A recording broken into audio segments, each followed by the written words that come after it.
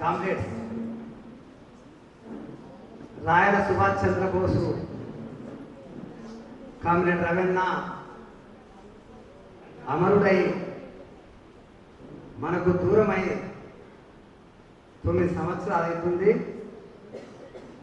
కానీ ఆయన చెప్పిన రాజకీయాలు ఇంకా సజీవంగా మన వెంబడే ఉన్నాయి. ఇంకా వాటిని ఇంకా అభివృద్ధి చేయవలసిన అవసరం ఉంది. ఆయన చెప్పిన విషయాలను, ఆయన ఆచరించిన విషయాలను మనం గుర్తు చేసుకొని వాటిని ఇంకా అభివృద్ధి చేసుకోవాల్సిన అవసరం ఉంది. కామ్రేడ్ రవీణ కూడా ఒకేసారి జ్ఞానాన్ని సంతరించుకోలేదు. కామ్రేడ్ రవీణ తను నమ్మిన విషయాన్ని ఆచరిస్తూ ఆచరణలో వచ్చిన లోపాలను కూడా పరిశోధన చేస్తూ తన జ్ఞానాన్ని పెంచుకుంటూ వెళ్ళింది.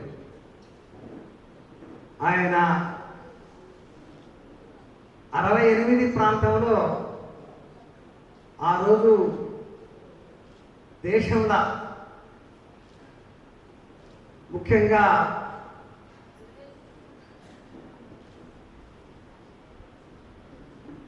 ప్రపంచంలో స్టాలిన్ మరణం తర్వాత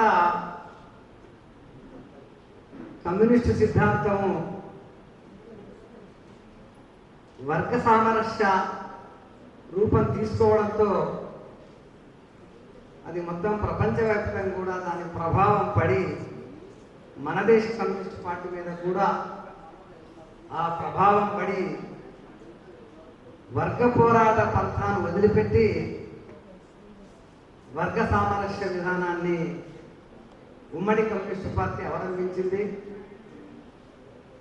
అదేవిధంగా తర్వాత ఆ వర్గ సామరస్య విధానానికి వ్యతిరేకమనే పేరు మీద ఇంకొక పార్టీ ఏర్పడినా అది కూడా బెంగాల్ ఎన్నికల్లో వర్గ శత్రువుతోనే కలిసి ప్రభుత్వంలోకి రావడం, అట్లా ప్రభుత్వంలోకి రాకమునుపు అది చేసిన వాగ్దానాలు కూడా చాలా ఉన్నాయి. ముఖ్యంగా దున్నేవానికి భూమి అనేదాన్ని మనం సాధించుకోవాలని చెప్పి కమ్యూనిస్ట్ పార్టీ చాలా రోజులుగా ఆ నినాదం ఇస్తూనే ఉంది. ఆ నినాదం అనేది ఆనాడు బెంగాల్లో భూస్వాముల భూములను కౌలు పేరు మీదనో పాలి అంటే భాగం పేరు మీదనో చేసే రైతులు మాకు న్యాయం జరుగుతుంది అనుకున్నారు. కౌలు భాగం ఎంత ఉండాలనే పంచాయతీ, భూమి మాకు కావాలనే ఘర్షణ కాదది. అంటే మా భాగం ఎంత ఉండాలి, చేసేవాడి భాగం ఎంత ఉండాలి, సొంతదారుడు భాగం ఎంత ఉండాలనే ఘర్షణల భూస్వాములు ఆ భాగాల విషయంలో తిబాగాడతారు. ఇదంతా కూడా 40-50 ఏళ్ళ క్రితం జరిగిన విషయము. అంటే 2 భాగాలు భూస్వామి కావాలని భూస్వామి వర్గం కోరుకుంటే కాదు, చేసేవాడికే 2 భాగాలు కావాలని ఆ రకమైన ఘర్షణ అక్కడ జరిగింది.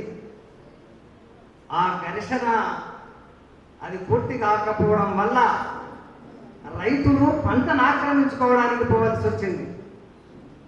అంటే పంటలో ఎవరి భాగం ఎంత అని పరిష్కారం కాకపోతే పంటను ముందు ఏం చేయాలి, ఆక్రమించుకోవాలి కదా. భూస్వామి తీసుకపోతే కష్టమని ఆక్రమించుకునే ఉద్యమం జరిగింది. ఆ ఉద్యమానికి వ్యతిరేకంగా ఆ రోజు పోలీసులు వచ్చారు. అంటే ప్రతి ఘర్షణ సందర్భంగా పోలీసులు అంటే ఈరోజు మన వామపక్ష ప్రభుత్వం ఉంది కదా, వాళ్ళంతా న్యాయంగా ఉంటారని నమ్మారేమో జనం.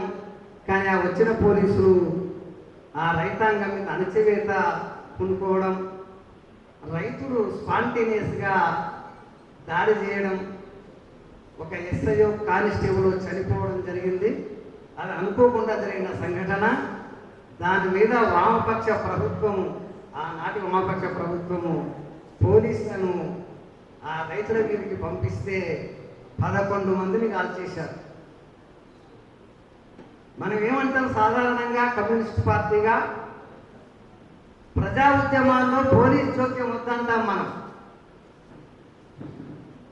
ఆనాడు సిపిఎం కూడా లేదా ఉమ్మడి కమ్యూనిస్ట్ పార్టీ కూడా అదే స్లోగాన్ ఇచ్చింటది.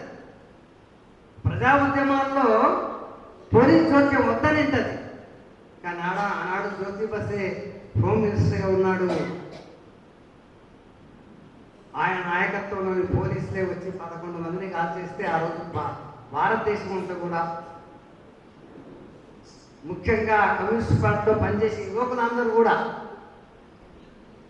అరే ఉమ్మడి సిపిఐ పార్టీ ఎట్లాంటిదో ఈరోజు ఆ పార్టీకి వ్యతిరేకంగా బయటకు వచ్చిన సిపిఎం కూడా అలాంటిదే అని చెప్పి భారతదేశ వ్యాప్తంగా ఇదంతా వర్గ పోరాటానికి వ్యతిరేకంగా ఉంది, వర్గ ఉద్యమానికి వ్యతిరేకంగా ఉందని చెప్పి అందరూ ఆనాడు యువకులంతా బయటకు వచ్చిండ్రు. కొంతమంది నాయకులు కూడా ఆ సిద్ధాంతాన్ని నమ్మే వాళ్ళు బయటకు వచ్చిండ్రు. ఆ రకంగా అంటే అటువంటి పోరాటానికి, అటువంటి దమన నీతికి వ్యతిరేకంగా ఆనాడు దేశంలో చాలా మంది యువకులు బయటకు వచ్చిండ్రు. ఒక కొత్త పార్టీని స్థాపించే ప్రయత్నాలు చేసిండ్రు. అది చారు మజుందార్ నాయకత్వంలో అటువంటి కొత్త పార్టీ ఒకటి ఏర్పాటుకు వాళ్ళు ప్రయత్నం చేసిండ్రు. దానికి దేశంలో అనేక మంది యువకులు ఎట్లయితే ప్రభావితమైందో, ఏదైనా కూడా సమాజం కోసం చేయాలి, సమాజం కోసం మనం సర్వీస్ చేయాల్సిందే నమ్మిన యువకులు చాలా మంది దానికి ప్రభావితమైండ్రు. దాంతో మన రాయల సుభాష్ చంద్రబోస్ కూడా ప్రభావితమై ఆ సిద్ధాంతాన్ని నమ్మి, అంటే చాలా చాలా ఆయన ఏదైనా నమ్మిందంటే చిత్తశుద్ధిగా నమ్మి దాన్ని వెంబడిపోయిండు. మొదట ఆయన చారు మజుందార్ పార్టీ